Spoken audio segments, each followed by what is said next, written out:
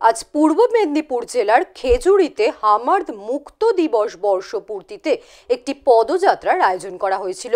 এই পদযাত্রা বাঁশঘোড়া থেকে কামারদা বাজার পর্যন্ত করা হয়েছিল এবং এখানে অংশ নিয়েছিলেন রাজ্যের পরিবহন মন্ত্রী তথা নন্দীগ্রামের বিধায়ক শুভেন্দু অধিকারী। এই দিন এই পদযাত্রায় কয়েক হাজার মানুষের উপস্থিতি ছিল, যেখানে পরিবহন মন্ত্রী শুভেন্দু অধিকারীর অনুগামীদের উপস্থিতি ছিল চোখে পড়ার মতো।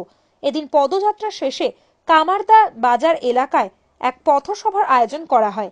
এদিন এই পথসভায় বক্তব্য রাখতে গিয়ে পরিবহন মন্ত্রী শুভেন্দু অধিকারী বিগত বাম আমলে হামারদের অত্যাচারের কথা তুলে আনেন।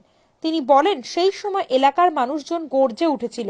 পাশাপাশি এলাকার বিভিন্ন নেতা নেতৃত্বের নাম প্রকাশ করেন তিনি। এই দিন বক্তব্য রাখতে গিয়ে তিনি বলেন, সেই সময় এসেছিলাম কামারদা এলাকায়, যেখানে হামারদরা উপস্থিত ছিল। আমাকে দেখে হামারদের নেতারা হতচকিত হয়ে গিয়েছিল, অর্থাৎ হতভম্ব হয়ে পড়েছিল। তখন আমরা তাড়া করি হামার্দ বাহিনীকে এবং হামার্দ মুক্ত করি গোটা এলাকা। তখনও এসেছিলাম খেজুরিতে, এখনো এসেছি খেজুরিতে।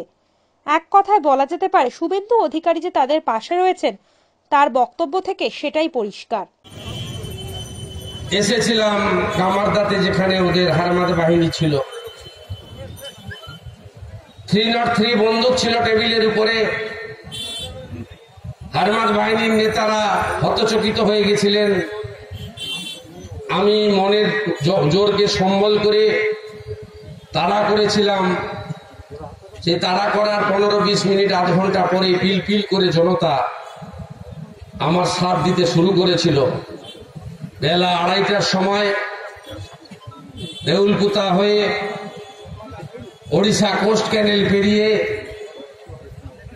হারমাদ বাহিনী সুনিয়ার চরে গিয়ে আশ্রয় নেয় এবং খেজুরি হারমাদ মুক্ত হয়। সেই গণতন্ত্র, সেই স্বাধীনতা, সেই শান্তি বজায় থাকুক, এইটুকু প্রার্থনা করে মা জগদ্ধাত্রী পুজোর আজকে দশমী, মায়ের আশীর্বাদ সকলের উপরে বর্ষিত হোক। আমরা সবাই ভালো থাকি, একসঙ্গে থাকি, মানুষের মঙ্গলে আমরা কাজ করি এবং এই শান্তি, এই গণতন্ত্র, এই বাক স্বাধীনতা চিরস্থায়ীতে পরিণত হোক, এই প্রার্থনা করে আমি 2010-এ এসেছিলাম, 11 থেকে 19 এসেছিলাম, আজকেও 20 সালে এলাম।